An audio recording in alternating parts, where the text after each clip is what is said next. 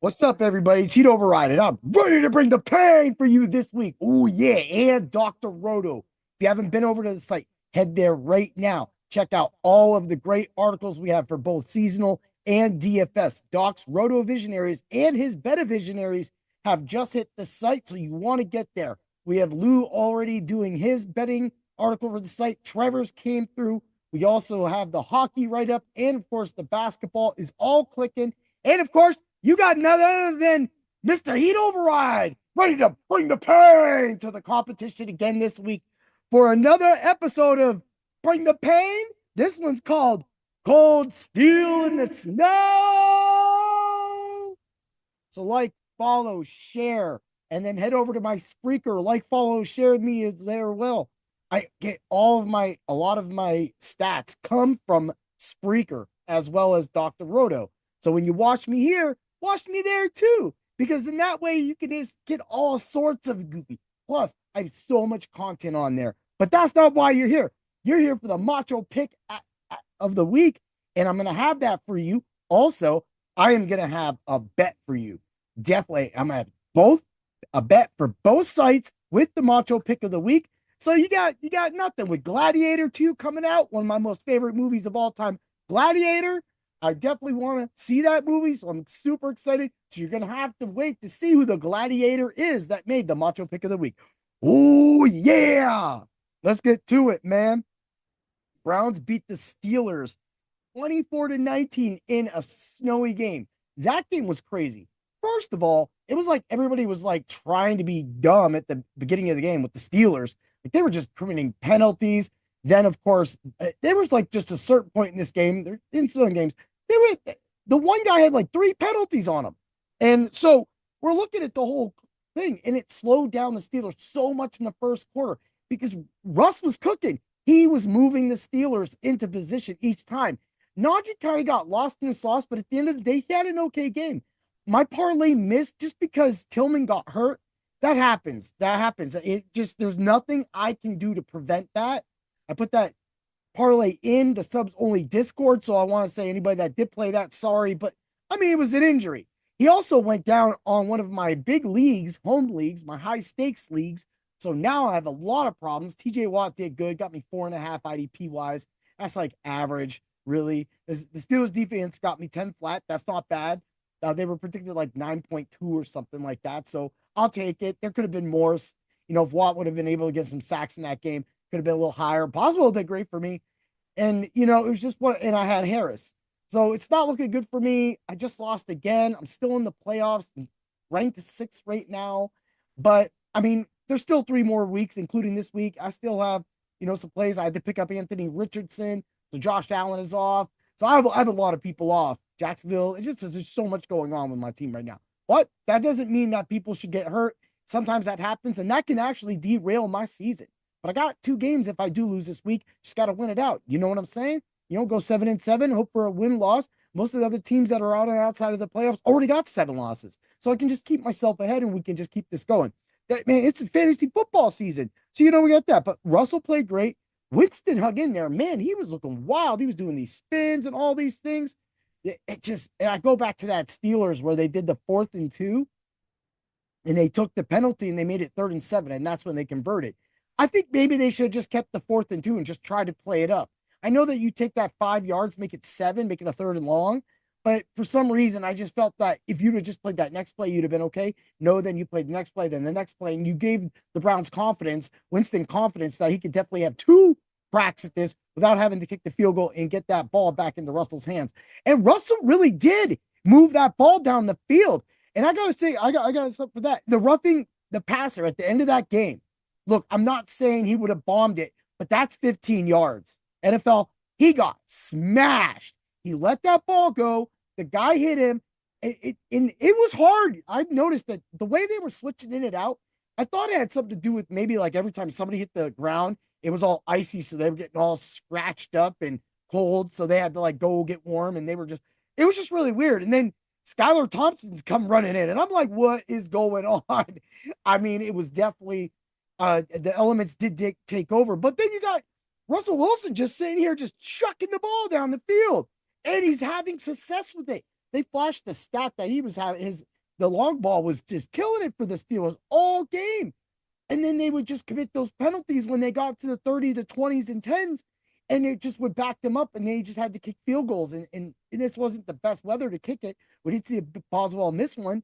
But in the end, when you're looking at all this and you see, look, a roughing the passer called at the end of the game, come on, guys. I know that puts no time on the clock, gives the Steelers one more shot, 15 yards closer. You know, but they were like the 45, 50. So this puts them at the 30. This is just a 30-yard pass. This is a go route. Corner slips, bam, touchdown. Pickens, second one for the game. But man, in the Scott Fish Bowl, I picked up Calvin Austin. I should have started him, but I didn't start him. The only player that was going to start him over would have been Nick Chubb. Happy I kept Nick Chubb in there because it's great. This is the Scott Fish Bowl 14 playoffs. So to have a player be able to get 2 touchdowns in that game yesterday was amazing. Actually, I had all the players on my team that got that. So yeah, woo, that's how we do it, right? But then, Pickens did get grabbed on that last. There were some things we let it that people just wanted to get out of that game.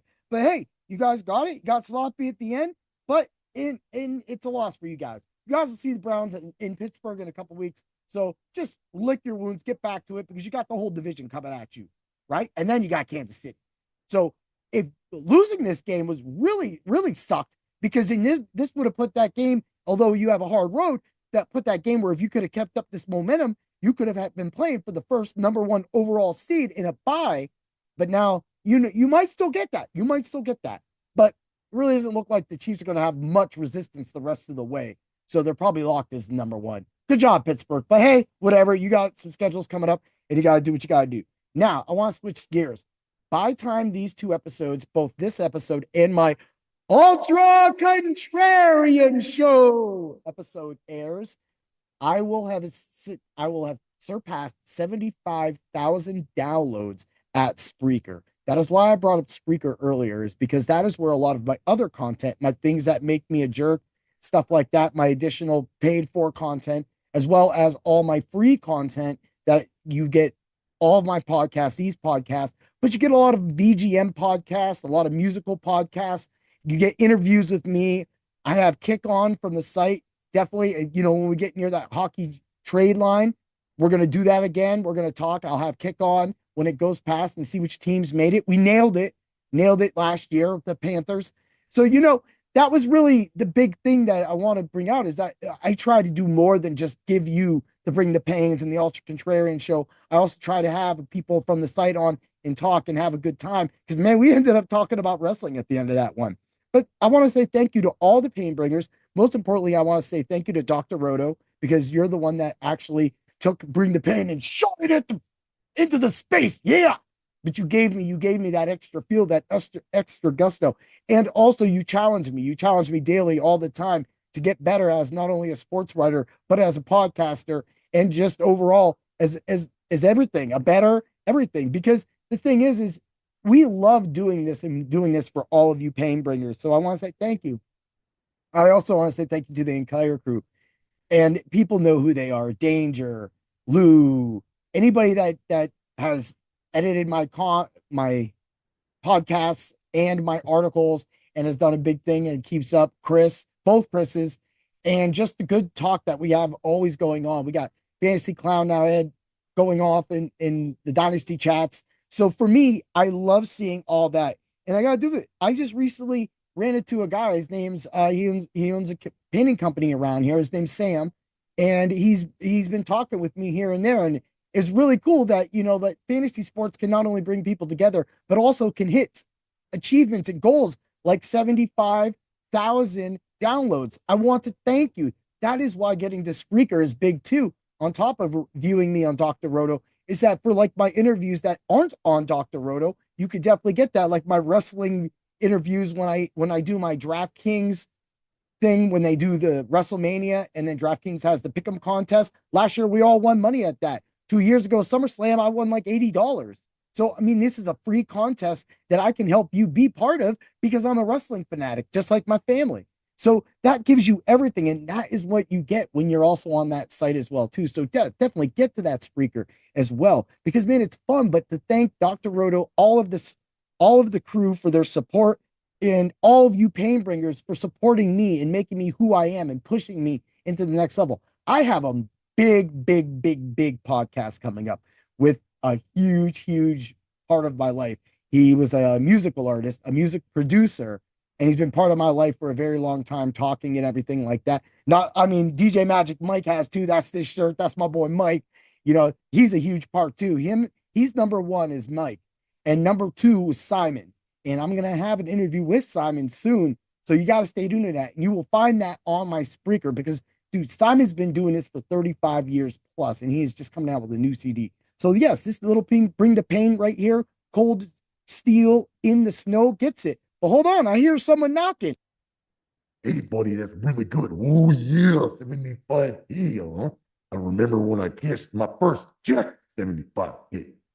Went and bought a fanny pack like Hogan. I didn't have mine loaded like his. Yeah. Let's get to the macho pick of the week. Oh, yeah. And the macho pick of the week. I salute you, Gladiator Bo Nix.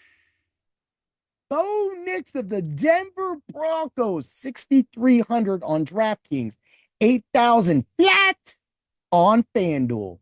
This dude has been constantly getting it done. I literally am about to start him over Jared Goff. I like him more. He's actually projected more. He's actually, like, right now, Bo Nix is making Jared Goff look bad. And that's hard. So Bo Nix is definitely jumping on with that. And when you get to my ultra contrarian lineups, you will see that I do pair him with, of course, Sutton.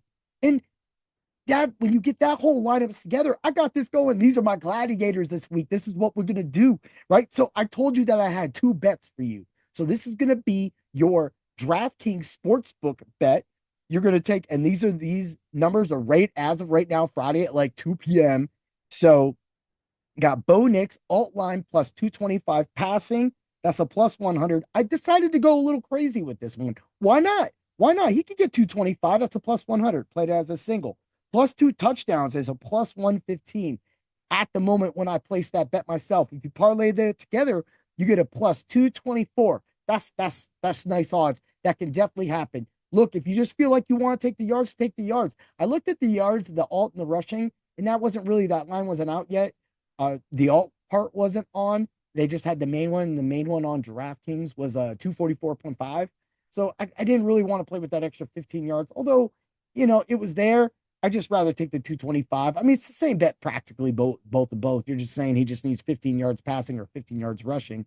And he's been getting a lot of rushing yards over the past few weeks, too. I mean, he's over 30, 40 yards a game. So that being said, Bo Nix is definitely the play. So over on FanDuel, for the 225 alt, you're going to get a plus 104. And then the 2+ touchdowns is a 108.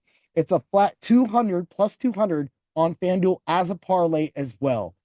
Have a great day, everybody. And always remember to bring the pain. Ooh, yeah. May the points